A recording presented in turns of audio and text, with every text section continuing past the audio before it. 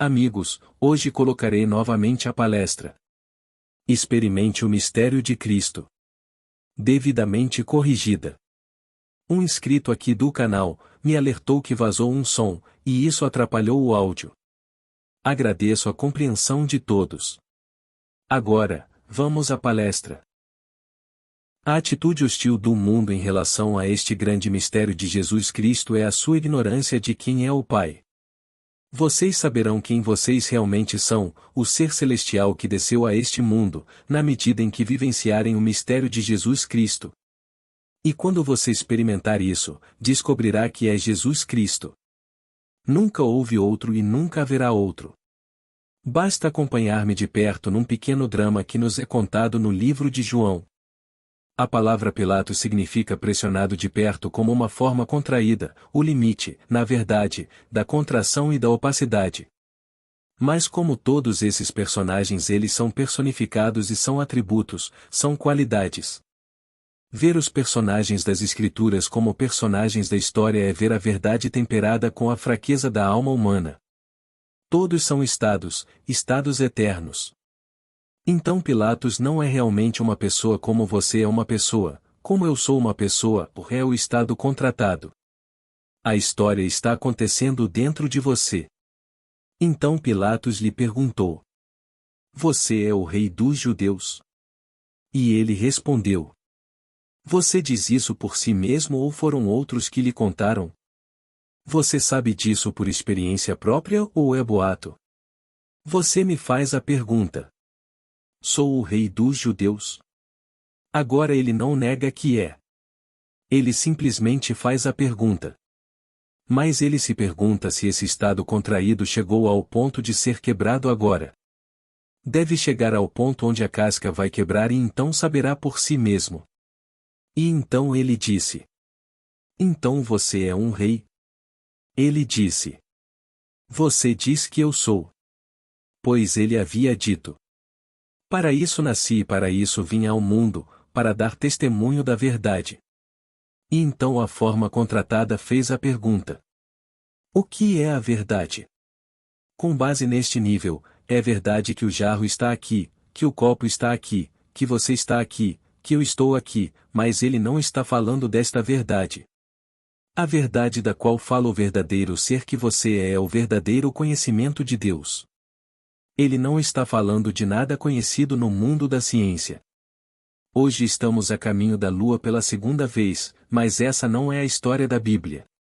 Ele está falando do ser que criou a Lua, que criou os céus e que sustenta os céus. E ele está tentando dizer a todos os seres do mundo que o ser que fez isso você é, mas você esqueceu. Você desceu até esse limite de contração, esse limite de opacidade. E então, você sabe disso agora quando faz a pergunta por sua própria vontade ou foi dito por outra pessoa? Alguém te contou sobre mim? Pois bem, você realmente não sabe disso, e você tem que saber por ter experimentado isso. Assim, na medida em que o homem experimenta o mistério de Cristo, ele compreende Cristo. Quer você se chame de Papa, de ministro comum ou de leigo, isso não significa nada. Você poderia ser alguém lavando o chão esta noite e saberá por experiência própria quem realmente é. Eles saberão que são Jesus Cristo por terem experimentado Jesus Cristo. Agora voltemos ao poeta Browning. Ele disse: A verdade está dentro de nós, não surge de coisas externas, não importa o que você acredite. Existe um centro mais íntimo em todos nós, onde a verdade habita em plenitude. E conhecer consiste antes em abrir um caminho por onde o esplendor aprisionado possa escapar, do que em efetuar a entrada de uma luz que se supõe estar externa. Paracelso. Ele pegou 3 das poderosas declarações do Eu Sou no livro de João. Eu sou a verdade, eu sou o caminho. Eu sou a luz do mundo e as incorporou nesta declaração muito curta. Há um centro mais íntimo em nós tudo onde a verdade habita em plenitude. Não apenas um pouquinho, mas em plenitude. Ele compara isso a um esplendor aprisionado. E então ele fala do caminho e o caminho vem de dentro.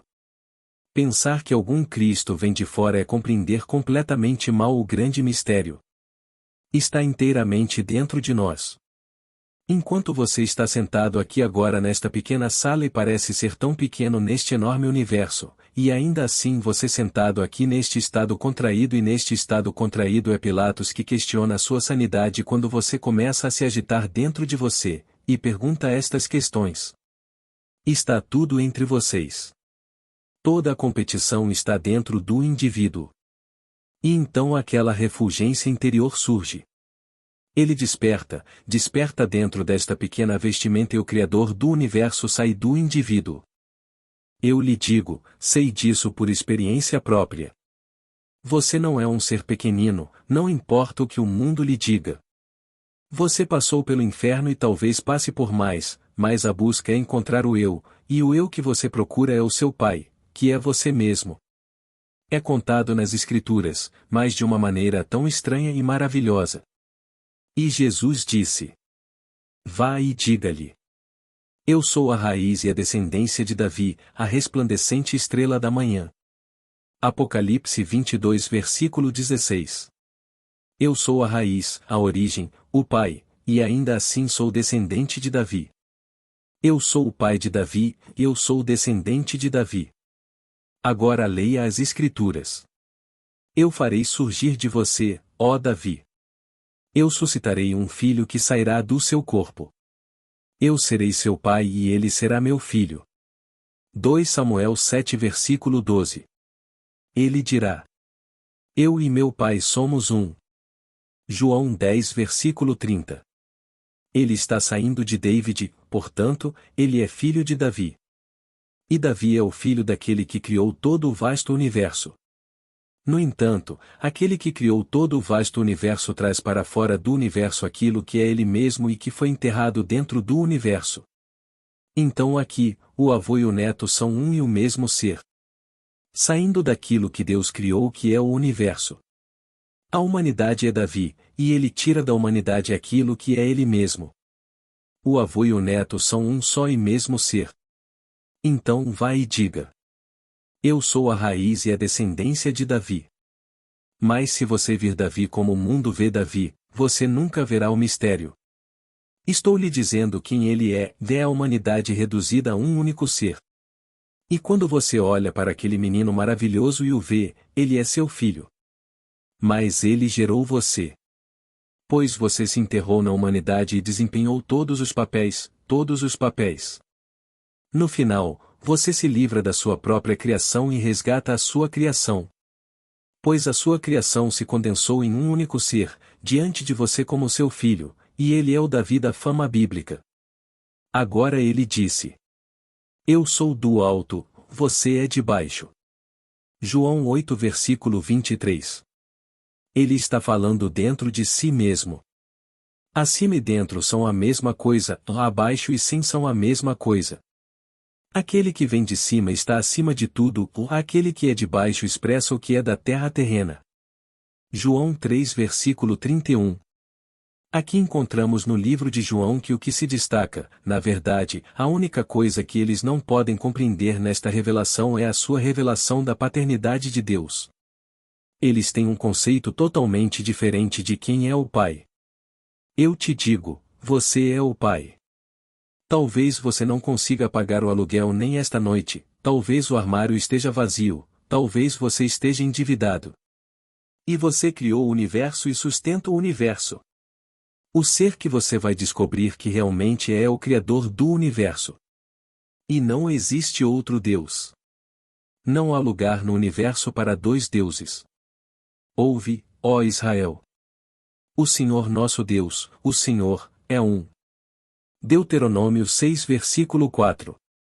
Assim, quando solicitado a citar o maior de todos os mandamentos, ele não mencionou nenhum dos 10, ele mencionou a confissão de fé de Israel: Ouve, ó Israel. O Senhor nosso Deus, o Senhor, é o único.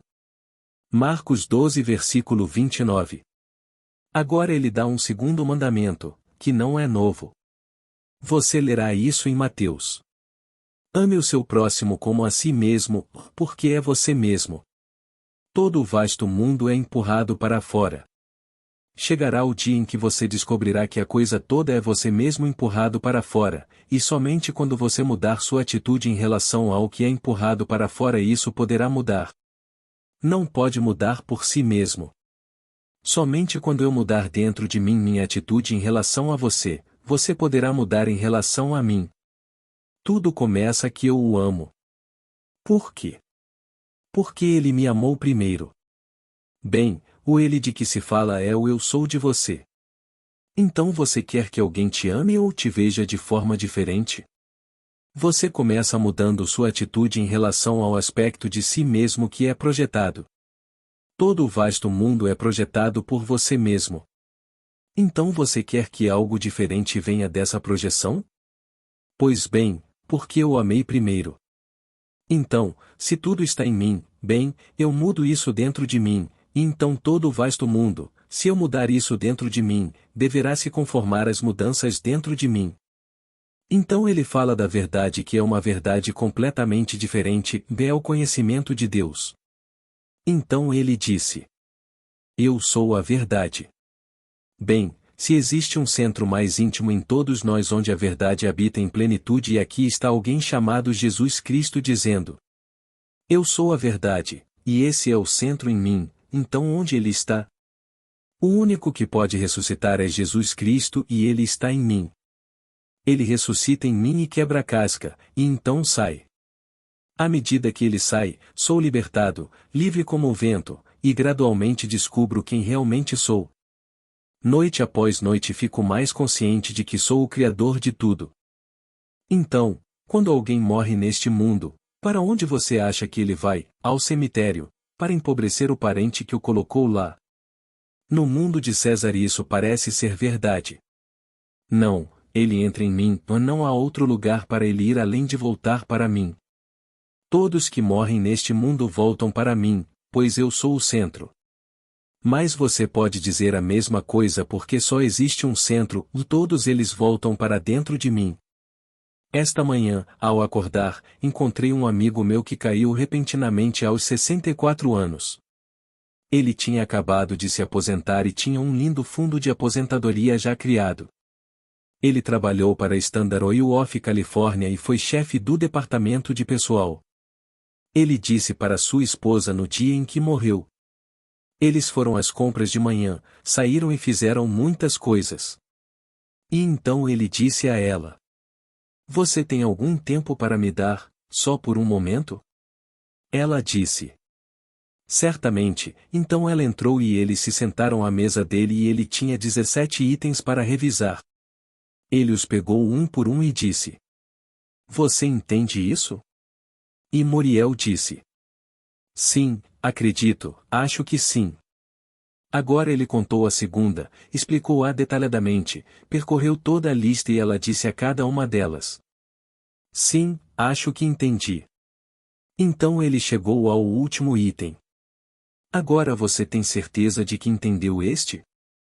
E ela disse: Sim, tenho certeza de que entendo isso. Ela mal disse: Acho que entendi, então ele foi até lá e foi embora. Bem, esta manhã ele estava comigo. Uma alma encantadora. Eu o conheço bem, eu diria desde 1947, acho que o conheci. Não, no primeiro ano, 1946, quando me assumi. Eu o vi todos os anos em minhas visitas aqui e em São Francisco. Mas esta manhã ele veio e me contou que passagem era deliciosa, era tão fácil. Foi apenas uma conversa normal com meu amigo Al.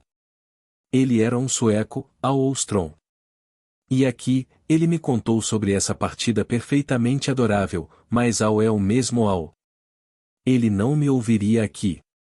Não, ele adorava a minha companhia socialmente. Reunir-nos para alguns drinks e um adorável barbecue. E quando eu o recebia em São Francisco eu não tinha barbecue, então eu o levava ao clube ou a um restaurante. Mas todos os anos trocávamos essas visitas, um ano eu ia à casa dele e no ano seguinte ele vinha ao meu hotel. Era sempre nesse nível. Ele nunca compareceu às minhas reuniões depois das 3 ou 4 primeiras. Não lhe interessava. Ele gostava de sentar no domingo de manhã e tocar os hinos antigos e chorar. Simplesmente chorar tocando todos os lindos hinos antigos, e isso o satisfazia. Mas ouvir essa revelação simplesmente não fazia nenhum sentido para ele. Então conheci-o ao que conhecia aqui e ele não mudou nem um pouco. Ele é o mesmo Alameda e ele está em mim. Onde mais eu o teria encontrado esta manhã? Eu estava voltando do fundo da minha alma. Tendo contado a história para aqueles em níveis mais elevados do meu ser que podiam ouvi-la com compreensão, e passando por aqui está apenas o tempo suficiente para cumprimentá-lo dessa maneira adorável. E por incrível que pareça, onde você acha que eu o encontrei? Em uma estação ferroviária sentado no balcão fazendo apenas um lanchinho, lá estava ele. Apenas o tempo suficiente para vê-lo da mesma maneira como deixei aqui. Isso era tudo o que ele queria de mim, que me acompanhasse num pequeno lanche ou num grande lanche, mas simplesmente numa refeição física. Esse era o Al que eu conhecia e ele é o mesmo Al, não mudou nada. Ele negou a paternidade de Deus assim como eu experimentei a paternidade de Deus. Ele tinha sua própria paternidade de Deus e ele se sentava e chorava muito enquanto tocava seus adoráveis hinos antigos, Nearer My God Totei, e Deus estava no espaço. E todas essas coisas ele tocava. Quando lhe contei sobre o único Deus, o Deus que está alojado dentro de nós e só na medida em que experimentamos Jesus Cristo é que entendemos Jesus Cristo. Ah, não. Ele tinha o seu próprio pequeno Jesus Cristo e ninguém vai roubá-lo disso. O mesmo Al. Então eu lhe digo, a negação de Jesus Cristo foi simplesmente a sua revelação da paternidade. Eles não podiam aceitar nem por um momento o que ele lhes dizia sobre o Pai. Então, quando ele disse: Eu vou para meu Pai e vosso Pai, para meu Deus e vosso Deus. E eu e meu Pai somos um. João 17 versículo 20 ou João 10 versículo 30, portanto, eu e seu Pai somos um, e portanto você e eu somos um, eles não poderiam acreditar nisso. Isso foi demais, então eles o rejeitaram. E aqueles que hoje se autodenominam cristãos ainda o rejeitam porque têm esses pequenos ícones no espaço e adoram algum pequeno conceito estúpido da mente. Eles não acreditarão na revelação que vem de dentro deles. Eu te digo, você é Deus e você é Deus Pai, o Pai da humanidade, de toda a humanidade. É uma peça. Esta é a peça teatral mais maravilhosa já concebida, e Deus está desempenhando todos os papéis. Quando Ele desempenha todos os papéis, o mesmo Deus que agora está respirando em você, quando Ele desempenha todos eles em você, Ele quebra a casca. Ele quebra aquele Pilatos, e então você, o Deus, nasce e sai. Você devolve a si mesmo o ser que você realmente é, pois só existe Deus. Não há nada além de Deus. Então, todos no mundo estão interpretando a peça eterna, e essa peça é contada de maneira tão bela nas Escrituras. Quando pensamos por um momento, a única escritura conhecida quando a revelação foi feita era o Antigo Testamento. Cada citação no Novo tem que ser do Antigo, pois não havia Novo. Agora ele interpreta o Antigo dizendo exatamente o que ele significava. Eu poderia lhe dar passagem após passagem do livro de João para mostrar o que ele está falando sobre a descoberta do Pai. Começando desde o início, veja o versículo 18 do primeiro capítulo.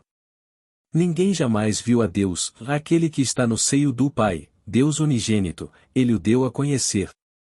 Estou citando agora os manuscritos mais antigos, os 3 manuscritos mais antigos citam dessa maneira. No século IV, a palavra filho foi substituída pela palavra Deus, com a qual não discutirei de forma alguma, por isso agora se lê o Filho unigênito. Dizia originalmente. Deus unigênito, ele está gerando a si mesmo.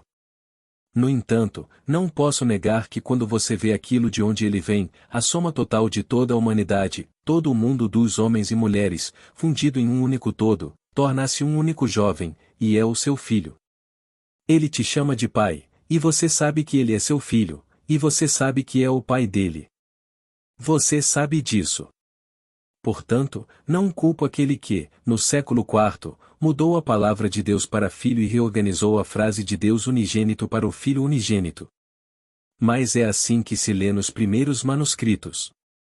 Ninguém viu Deus, aquele que está no seio do Pai, e ele diz exatamente agora que Deus é Pai e Deus unigênito, ele o deu a conhecer. Bem, estou lhe dizendo que minha missão é que você saiba quem é esse filho. Você não encontrará isso em nenhuma obra que eu conheça, exceto na Bíblia, mas a Bíblia é algo tão estranho que as pessoas nem sequer a veem. Os sacerdotes não veem isso, os rabinos não veem isso e os ministros não veem isso. Mas estou lhe dizendo o que sei por experiência própria.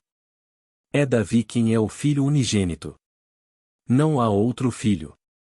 A Bíblia diz isso a você, mas eles não veem porque reorganizam as escrituras para se adequarem às tradições das igrejas. E você nunca ouve qualquer afirmação ousada nas escrituras sobre eu sou as tradições, eu sou as convenções, mas eu sou a verdade, eu sou o caminho, eu sou a vida, eu sou a ressurreição.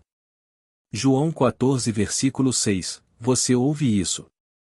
Estas são as ousadas e poderosas palavras do eu sou, mas nunca sou as convenções, sou as tradições. Portanto, estaremos nos escondendo de nós mesmos se mantivermos vivas as convenções. E agora faz parte das convenções dizer que Jesus Cristo é seu Filho. Mas a nossa Bíblia foi mudada inúmeras vezes por homens que não tinham visão, que não podiam vê-la. Agora, aqui está uma visão que compartilharei com vocês esta noite. Minha amiga não está aqui, mas ela me deu a carta na última palestra. Ela se viu em um cassino. Veja, tudo tem dentro de si a capacidade de significado simbólico. Então ela está agora em um cassino e o dono vem em sua direção com uma vara para contar seus ganhos. Em vez de contar o que você faria em qualquer cassino, digamos, as pequenas fichas que você tem, é um mongo pão francês, fatiado, mas ainda assim mantido unido porque não passou direito. Foi cortado ao meio, mas não completamente em todo o pão. Então é um mongo pão francês. Então ele vem com seu bastão e simplesmente toca, e enquanto ele bate em uma fatia, ela diz $50 e ele repete $50. Ela repete novamente e então diz $100. $100. Tudo o que ela dizia ele tinha que repetir e ele ficava cada vez mais roxo, explosivo e irritado porque ela ligava para o número e ele tinha que repetir o que ela dizia. E era mais uma fatia do pão. Ela gostou. Havia uma emoção peculiar em seus ossos por ele estar tão irritado com ela e não gostar dela sinceramente, mas ela estava simplesmente ganhando todo o dinheiro. Chegou ao fim, a última era a última ponta do pão e ela se perguntou em sua mente: para que número vou ligar agora? O número chegou até ela, $1.150 e ele ligou. Esse foi o pão inteiro. A coisa toda sangrou. O pão sangrou. Escorria como um pedaço raro de rosbife quando cortado e todo o pão se transformava em sangue, mas ainda assim era pão. E o tom numérico é 7, perfeição espiritual 1150. É dito a você nas Escrituras, capítulo 6 de João, falando do pão. É o meu corpo. A menos que você coma meu corpo e beba meu sangue, você não terá vida em você, pois a vida está no sangue. Bem, aqui está a visão mais perfeita e ela certamente tem a visão perfeita do simbolismo das Escrituras. Ela disse: não entendo, Neville, mas foi divertido ver seu rosto ficar cada vez mais roxo enquanto ele marcava essas fatias enquanto eu as chamava pelo número. No final eu me perguntei qual era o número e disse: tudo bem, 1150. Eu não entendo isso. Mas é um simbolismo perfeito e perfeito das Escrituras. Número 7. O número perfeito espiritualmente. Ela havia terminado o pão e agora tudo está vivo e escorrendo sangue. Esse é o sangue.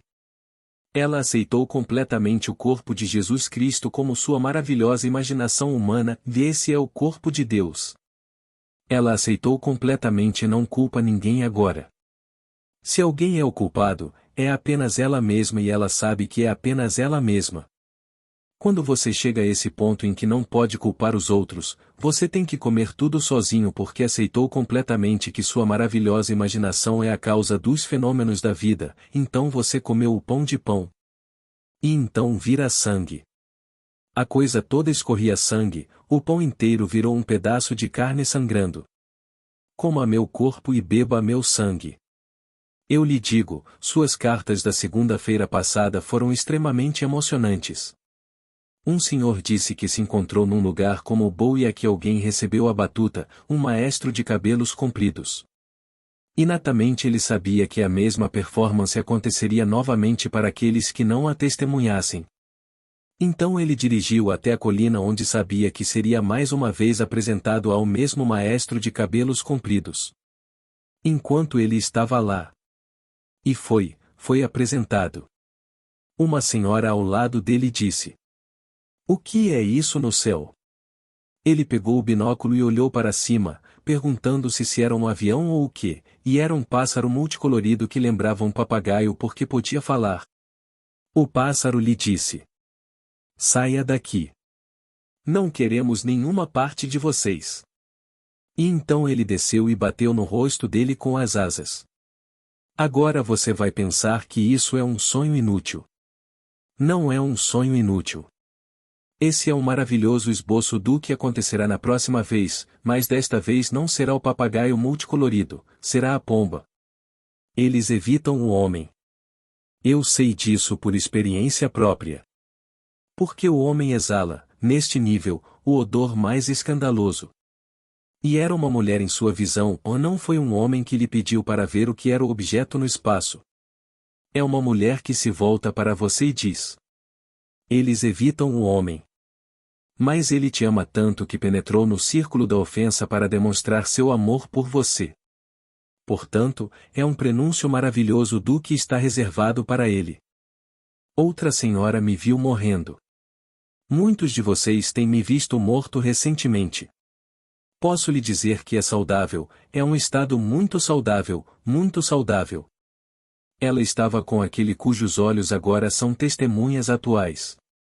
E aqui, enquanto ela olhava e eu estava morrendo, não havia possibilidade de me reviver, e ela sabia que minha amiga com os olhos incorrentes me amava tanto que não queria que eu morresse. Ela, por outro lado, que está tendo a visão, não queria que ninguém me tocasse e me segurasse. Porque se você tocar nele você vai segurá-lo e ele não será libertado. Então desabei no chão e fui embora. É uma visão maravilhosa para ela. Porque, a menos que eu morra, não poderás viver, mas se eu morrer, ressuscitarei e você comigo. Você amar alguém que nunca morreu por você, ou morreria por alguém que não morreu por você? E se Deus não morresse pelo homem e não se entregasse eternamente pelo homem, o homem não poderia existir. Blake. Então Deus morre. Estou lhe dizendo que despertei do sonho da vida. Eu nasci do alto e o único que nasce do alto é Deus. E então Deus morre. É uma morte perpétua. Para que todos vivam. Então ela viu isso lindamente. Não posso parabenizá-la o suficiente. A visão dela foi perfeita nisso que ela compartilhou comigo. Não posso dedicar a noite inteira a todas as visões, mas elas foram perfeitamente maravilhosas. O que você me deu na segunda-feira passada? Uma após a outra, e cada uma tão linda quanto a outra. Então, não estou aqui para bajular você, estou aqui para lhe contar a verdade conforme a experimentei. Browning estava certo com base em uma visão, existe um centro mais íntimo em todos nós onde a verdade habita em plenitude. E saber. Saber o que? O verdadeiro conhecimento de Deus. Ele não está tentando romper de fora, mas de dentro, e liberar esse esplendor aprisionado. Isso vem de dentro. Ouça a história, acredite nela implicitamente, e a crosta se romperá e ele sairá. E é uma refulgência. Você é uma luz radiante. Tudo o que toca transforma em beleza, em perfeição, pois você é perfeito. Você não pode ir a nenhum lugar onde não seja perfeito. Pois, quando você herdar o reino, como lhe dissemos na noite de segunda-feira passada, como nos disse no capítulo 25 de Mateus. Vinde, benditos de meu Pai, possuí por herança o reino que vos está preparado desde a fundação do mundo. Esse reino é um corpo, o corpo é perfeito e existe desde a fundação do mundo. Então você desperta nesse corpo e onde quer que esse corpo esteja, o céu está. Esse é o reino. Você não herda um reino, você herda um corpo. Portanto, onde quer que esse corpo esteja, todo o vasto mundo que agora o reflete é perfeito. Você não pode encontrar nada que seja imperfeito, e se foi antes de você chegar lá, instantaneamente, automaticamente, é transformado em perfeição porque você é perfeito. Isso é o que está reservado para você. Venha, bendito de meu Pai, entre e herde o reino que está preparado para você desde a fundação do mundo. Então, quando este corpo despertar, não posso lhe contar a beleza, não posso descrevê-la para você. Como ele disse no capítulo 5 de João. Ninguém. Falando agora ao que está abaixo, ou ninguém ouviu a sua voz, ninguém jamais viu a sua forma, mas eu te conheço, ó Senhor. Ele está falando sobre ele as pessoas ao seu redor. Você não ouviu a voz, você não viu sua forma, mas eu te conheço, ó Senhor. O mundo não te conheceu, ó Pai, mas eu te conheço. E agora ele se volta para alguns, um remanescente. Ele está falando agora aos seus discípulos. Ele disse: E eles sabem que tu me enviaste. Ele encontrou alguns que realmente acreditam em sua história e eles vão divulgá-la e continuarão a divulgá-la. Eles ouvirão primeiro por boato, e eventualmente, eles saberão disso por experiência própria. Então esta é a verdade da qual ele falou, é o verdadeiro conhecimento de Deus. Qualquer um que fale de algum Deus fora de você, desvie os ouvidos, desvie dele a sua atenção. Não existe Deus externo. Você vê este fabuloso mundo externo, mas não existe nenhum Deus externo. Quem sustenta tudo está dentro de você e foi Ele quem criou. É quase, bem, o mundo chama de blasfêmia dizer isso. Deixe-os chamá-lo pelo nome que desejarem. Eu lhe digo que é verdade. Chegará o dia em que você quebrará a casca e aquele que agora é o esplendor aprisionado dentro de você sairá e a memória retornará e você saberá tudo o que sabia antes que o mundo existisse. Ao descer a este mundo e assumir as limitações da carne, você agora se expandirá além do que era antes de descer ao mundo. Ele disse: E ninguém tira a minha vida de mim, eu mesmo a dou.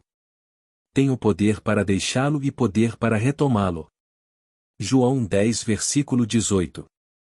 Então ele desceu por vontade própria porque não há mais ninguém. E ele desceu como nós, porque são necessários todos nós para formar o um. Nós somos os Elohim. O nome é um nome plural, Elohim é plural. Aparece pela primeira vez na Bíblia logo no primeiro versículo, no princípio Deus. Esse é Elohim. E os Elohim disseram: Façamos o homem à nossa imagem. Esse é Elohim. Então, o Senhor tomou o seu lugar no conselho divino, essa palavra traduzida como Senhor é Elohim. Salmo 82 versículo 1. E ele nos disse: Digo que sois deuses, filhos do Altíssimo. Salmos 82 versículo 6. Essa palavra deuses é Elohim. Portanto, são necessários todos nós, é necessária a humanidade unida para formar o único Deus que criou todo o vasto universo e o sustenta. Então ele não está falando de nada do lado de fora. Deixe o homem do lado de fora encontrar novos planetas, novas maneiras de chegar até eles, novas energias no mundo, tudo novo, e seremos todos a favor. Por que não aproveitar o mundo enquanto estamos nele, então sou totalmente a favor. Mas essa não é a verdade de que fala a Escritura. Ele fala do verdadeiro conhecimento de Deus, essa é toda a verdade que ele está falando. Você descobrirá nas Escrituras que nenhum esforço é feito para mudar a sociedade. Ele não muda nada no mundo, ele diz: Dai a César o que é de César. Lucas 20 versículo 25. Ele não tenta fazer daquele que está preso como escravo uma pessoa livre. Deixá-lo como ele está. E hoje todas as nossas energias estão sendo direcionadas para mudar tudo no mundo. Recebi um aviso aqui recentemente, como creio ter dito a vocês, da saúde, educação e bem-estar. Bem, pensei que fosse apenas por causa da minha saúde. E em vez de carregar minha cruz azul, como faço há anos pela minha família, bem, se o governo assumir o controle. Por que paguei todo esse dinheiro desde que comecei a pagar, que foi o primeiro mês em que veio? Em 1936, acho que foi quando me tornei elegível para pagar meu seguro social. Então fui lá hoje e ela está me fazendo todo tipo de perguntas que não estavam relacionadas à minha saúde. Todas relacionadas ao meu fundo de aposentadoria. Bem, eu disse que não vou me aposentar e vim para cá porque tudo isso era sobre o que eu achava que era seguro-saúde. Se eu tivesse que ir ao hospital ou procurar um médico. Ela disse. Isso também faz parte aqui. Ela não me fez nenhuma dessas perguntas, ela está me perguntando todo tipo de coisa sobre meu seguro. Então ela me disse. Você não precisa responder a nenhuma outra pergunta porque já temos tudo de qualquer maneira. Ela apenas confirmou minha suspeita de que somos todos números. Estamos todos informatizados. Ela tem todo o material do mundo e não precisava ter me feito nenhuma pergunta. Nenhuma pergunta. Dei a ela meu passaporte, minha única identidade. Não tenho carteira de motorista porque não dirijo. Não tenho carro. Bem, que prova você tem de que realmente fará 65 anos em fevereiro próximo? Eu disse. Meu passaporte aqui está. Bem, essa não é a prova. Você tem uma certidão de nascimento? Eu disse. Eles não os tinham onde nasci. Não no ano em que nasci. Isso era muito caro. Por que ter certidões de nascimento? Mas fui batizado e em algum lugar sei que tinha o certificado, mas não consigo encontrá-lo agora. Ela disse. Tente encontrar para mim ou escreva, porque precisamos ter alguma prova de que você realmente fará 65 anos em fevereiro próximo. Mas você sabe, todas essas coisas já eram conhecidas. Eu não precisei ir até lá. Eles sabiam exatamente o que paguei de imposto, o que declarei, o que não declarei, tudo o que sabem sobre mim. Portanto, ninguém está realmente fazendo nada além do que o governo tem diante de si. Mas você não é isso. Você criou todo o vasto mundo, então não deixe ninguém te assustar. Se você descer. Esta era uma senhora muito doce, uma senhora encantadora, e ela não poderia ter sido mais gentil, não poderia ter sido mais doce. Você teria pensado que ela era minha irmã, ela era tão gentil. No entanto, eles sabem tudo sobre você. Mas se você não encontrar um como eu encontrei, não deixe que eles o assustem. Porque em você, como naquele que vai te questionar, está o único Deus, não existe outro Deus. O Deus que criou todo o vasto universo está dentro de você. E você pode provar isso neste nível mesmo que o corpo ainda não tenha sido quebrado. Onde o nascimento ocorreu. Você pode provar isso simplesmente imaginando certos estados. E não levante um dedo para fazer isso. Acredite que seja assim, trate da sua vida como se fosse verdade, e posso lhe dizer que isso acontecerá, porque foi assim que tudo surgiu quando você o trouxe à existência. Enquanto você está aqui, você se esqueceu, mas estou tentando lembrá-lo da maneira como você trouxe isso à existência. Vocês criaram isso imaginando e agora podem simplesmente trazer coisas para o seu mundo imaginando. Não há nada neste mundo que não tenha sido imaginado primeiro. Então você imagina como seria se você fosse o homem, a mulher que você gostaria de ser, e então você sustenta esse ato imaginal como se fosse verdade. Nenhum poder no mundo pode impedir que isso se torne realidade, porque não existe outro poder. Se você acredita, não há outro poder no mundo que possa detê-lo. Agora experimente, começando esta noite. Pegue um conceito glorioso. Nada menos que o melhor, e simplesmente imagine que ele seja verdade sobre você e aqueles que você ama. Comece com seu círculo imediato. E embora neste momento o nosso círculo possa negar isso por causa do que estão fazendo, você persiste. Você persiste nessa suposição como se fosse verdade, e posso lhe dizer que isso se consolidará porque não existe outro poder criativo. Dê-lhe qualquer outro nome, não existe outro poder criativo.